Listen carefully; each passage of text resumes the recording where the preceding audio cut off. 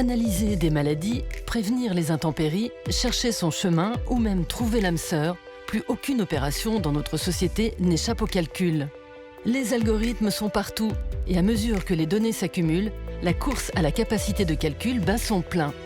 Aller encore plus loin, plus vite.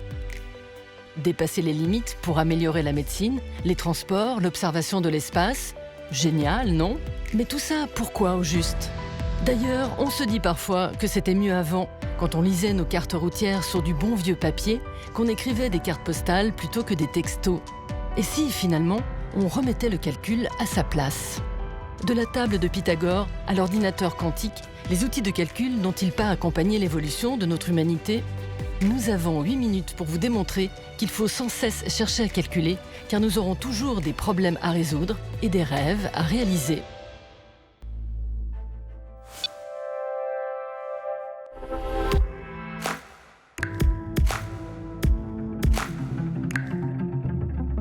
You've been hearing and reading reports.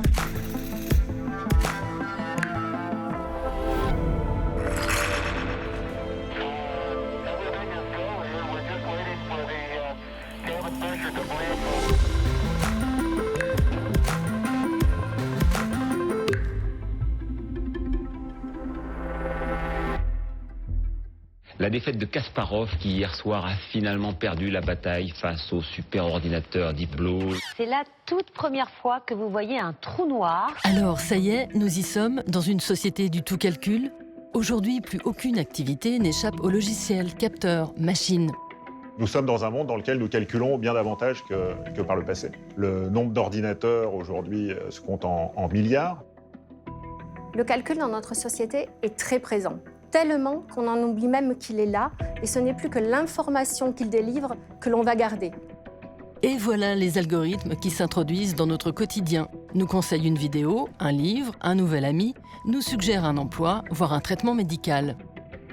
Or, à force d'augmenter la puissance du calcul, d'aller toujours plus vite, plus loin, ne va-t-on pas donner naissance à un monde déshumanisé où le calcul serait si performant qu'il pourrait s'emparer de notre subjectivité? Par exemple, le Parcoursup, qui va permettre, avec des critères et des calculs qui ont été décidés au préalable, de sélectionner le dossier de votre enfant ou pas.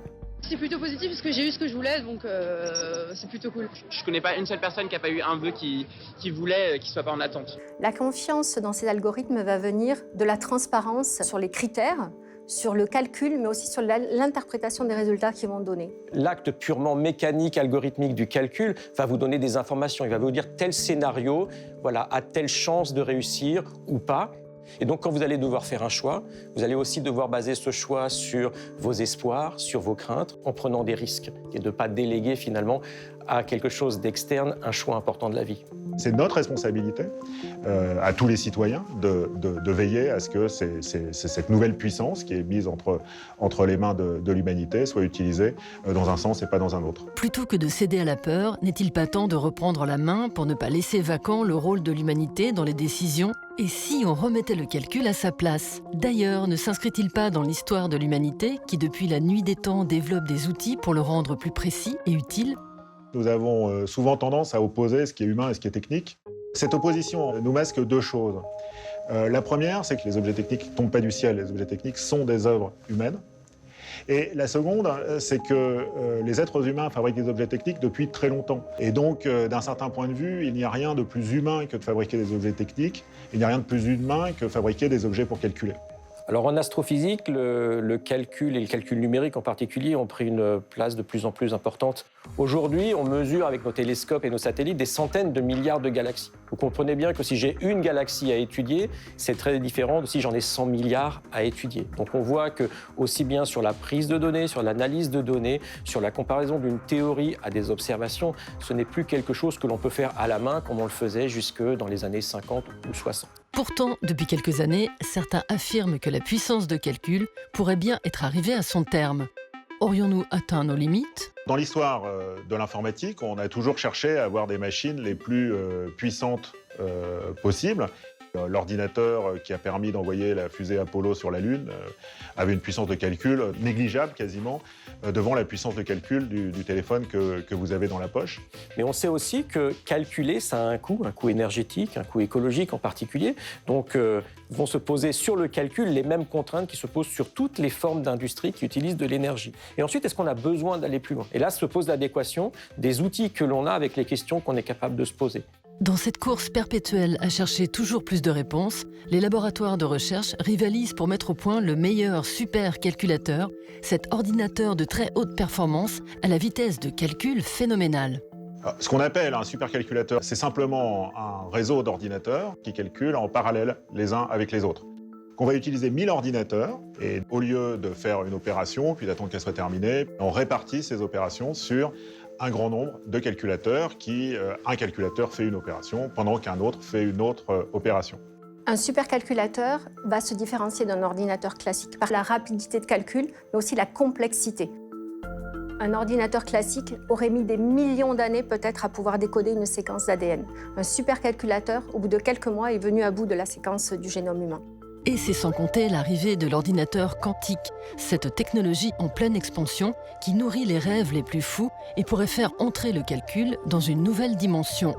Ce que permettrait un ordinateur quantique, c'est de superposer tous ces calculateurs en un seul. Et donc on aurait à la fois un système qui serait très économe en matière, c'est-à-dire qui serait petit, et qui en même temps calculerait aussi bien qu'un énorme ordinateur composé de plusieurs calculateurs. L'ordinateur classique est ce que l'on appelle un système binaire. Il s'appuie pour gérer et stocker l'information sur ce qu'on appelle le bit, qui va prendre les valeurs 0 ou 1. Dans un ordinateur quantique, on va retrouver une unité qui est différente, que l'on appelle le qubit. Le qubit va pouvoir à la fois être en 0 et en 1. C'est ce qu'on appelle la superposition d'états. Prenons l'exemple d'un labyrinthe. Pour trouver la sortie, l'ordinateur classique va essayer d'abord le chemin A, puis le chemin B, le chemin C, le chemin D, l'un après l'autre, jusqu'à ce qu'il trouve celui qui le mènera à destination. Alors que l'ordinateur quantique va pouvoir tester tous les chemins simultanément et donc trouver la sortie en un temps record. L'ordinateur quantique va rendre possible la création de médicaments hyper personnalisés. Et ça, ce n'est pas possible à l'heure actuelle avec un ordinateur classique parce qu'il n'est pas capable de simuler le comportement d'une molécule dans son milieu. Nous pourrions par exemple faire de meilleures prévisions du climat à long terme, où nous pourrions mieux analyser le fonctionnement d'un virus ou d'une bactérie dans un organisme. Alors si l'évolution du calcul se heurte aujourd'hui à des défis technologiques et éthiques, elle porte en elle la promesse que des pionniers des temps modernes révolutionnent grâce au calcul ce que nous pensons connaître du monde qui nous entoure. Stopper les calculs, quelque part, ça serait vraiment nous limiter nos capacités à évoluer, à innover, ça serait empêcher l'humain d'être curieux. Il faut savoir conserver un petit cœur, je veux dire presque de rêverie, d'exploration au sens de Magellan, c'est-à-dire vous partez et vous ne savez pas ce que vous allez trouver. Et puis la plupart du temps, ça va échouer, mais de temps en temps, quand ça réussit, ça peut être grandiose.